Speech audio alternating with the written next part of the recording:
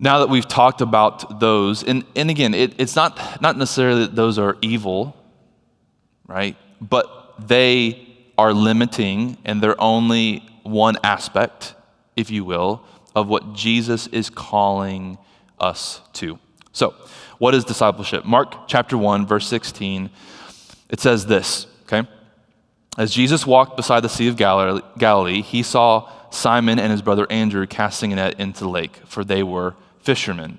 They were fishermen. It was not just their way of life, not just their vocation or what they did to earn money, but it truly kind of was their way of life, their identity. Like, I am a fisherman. This is what I do.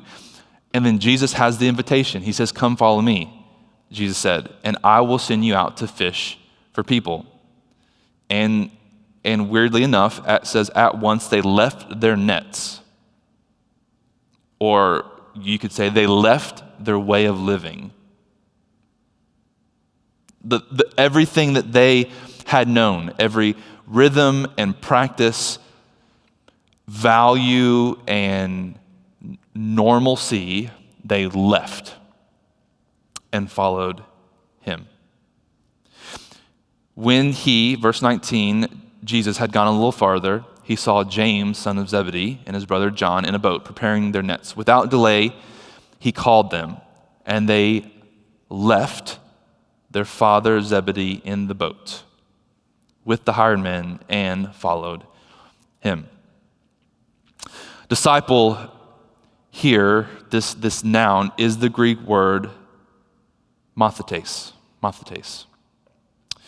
And in both of these passages, again, you do see something that is deeper than maybe what we have grown to know or think about discipleship.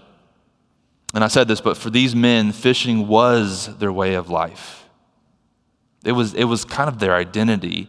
And yet Jesus' call to follow him superseded even their identity as fishermen. There was something so significant and so weighty to the call. Now, in the first century, they, more than we do, they knew what the idea of disciple was. It was a normal word for them. Now, you probably don't, the word disciple is probably not on your most recent words text. You know how they have those suggested text messages? Maybe if you're, super, super spiritual, but probably not a normal word in your language. Another word, though, that we would use is maybe apprentice, right? So, there's been TV shows, or that's more of an industry standard word, apprentice. They mean really the same thing, but for the first century, for the time in which Jesus lived and operated on this earth, the process of being a disciple of a rabbi was a really big deal. In fact, you only could do it if you were the top of the top, the best of the best. The 1% of all Jewish male students were afforded actually the chance to become a disciple, which then helps you recognize why and how quickly these men in the passages dropped everything.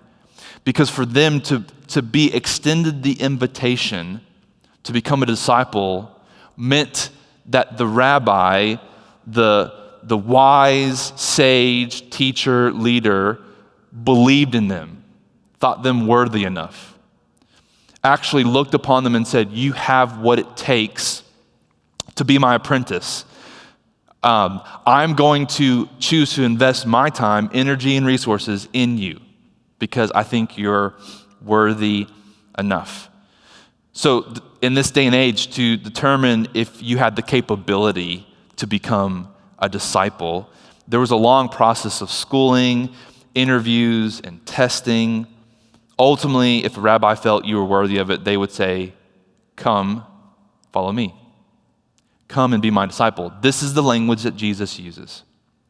And it's still the invitation that he has for us. But the challenge, again, is that the idea of disciple has left our culture and our language. And so let's reclaim, let's bring it back. Disciple is the primary term used in the Gospels to refer to a Jesus follower. That's what it meant. When we see the term disciple, really it means Jesus follower, or in modern day terms, a Christian. So that goes back to the very first question I asked, like, is there a difference? Well, for Jesus in that day and age, there was no difference. That was, to be a disciple, to be a follower of Jesus, to be a Christian, it was one thing. Yet over time, there seems to be this widening gap of what those terms mean. The word disciple was used around 230 times holistically in the Gospels and another 28 times in Acts. That's what Jesus was calling people to. And ultimately, like I said, the disciple had 3 goals. So a disciple of any rabbi had 3 goals. It's going to sound familiar. A goal to be with the rabbi, to be with him, to just be in close proximity, to become like the rabbi, and you guessed it, to do what the rabbi did. That was it. That was the goal.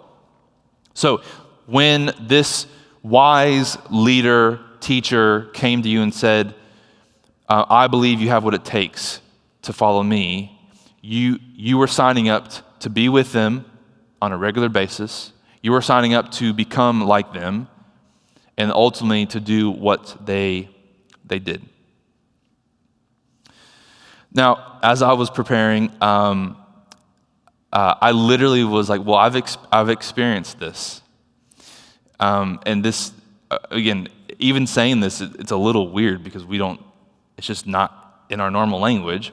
But really, in some ways, over the last 10 years, I've been a disciple of Pastor John. Right? Think about over the past decade how much close proximity I've been to him. Right? Now, for some of you, maybe you're smiling because you're like, well, yeah, there's a lot of similarities between you two. But that hasn't always been the case. That's what happens when you spend a lot of time with somebody. Newsflash, you start to kind of talk like they do, enjoy protein bars like they do. I still don't have shoes like he does, but honestly, as not just Pastor John, but Pastor John and Tammy and them as husband, wife, and as parents, and as leaders, as they've been following Jesus, and as I've been in close proximity to them, over time, I have spent time with them. I have become like them. I mean, right? I got a rental, check.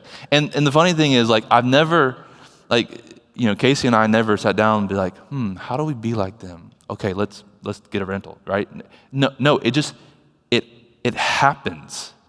It's because you're just in close proximity, and you see, not only that, but you see what it begins to produce in them. And then you begin to do what they do, right? You begin to do what they do. I mentioned this to both Pastor John and Tammy to thank them, and so I share this not as like to boast, because you guys, most of you know me, but Casey and I were looking at our finances from last year. We look at our 2021 year in review, and we looked at our budgeting software and where it shows us where we spent all of our money, which can be a scary thing when you see where you spent money in the past year. And our budgeting software told us something that really shocked me. And it said last year, our greatest category of spending was giving to the local church. And there was part of me that didn't believe that, because I know me. I know my heart. I know my posture towards money and towards things and towards spending money to for pleasure and enjoyment and entertainment and even like just having nice things. And I began to, Casey and I celebrated it. And I told Pastor John and Tammy, it's because of them, right? Now, we had to make choices, and we had to make choices to spend money at certain places, but over the last decade, watching them live a life of generosity in close proximity, right? And they never like sat us down and be like, hey guys, here's 3 bullet points that you need to learn about generosity. We just observed their life to the point where we could actually say, and I never thought would be possible, that our greatest category of spending was giving away in generosity to local church. So even in that, I've experienced discipleship. Here's the thing, you have experienced discipleship.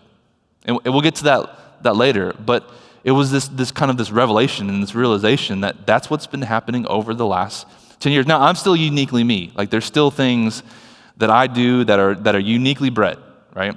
And there's things that I wear that he would never wear. There's things that he would wear that I would never wear, right? It's a beautiful thing, right? It makes us different.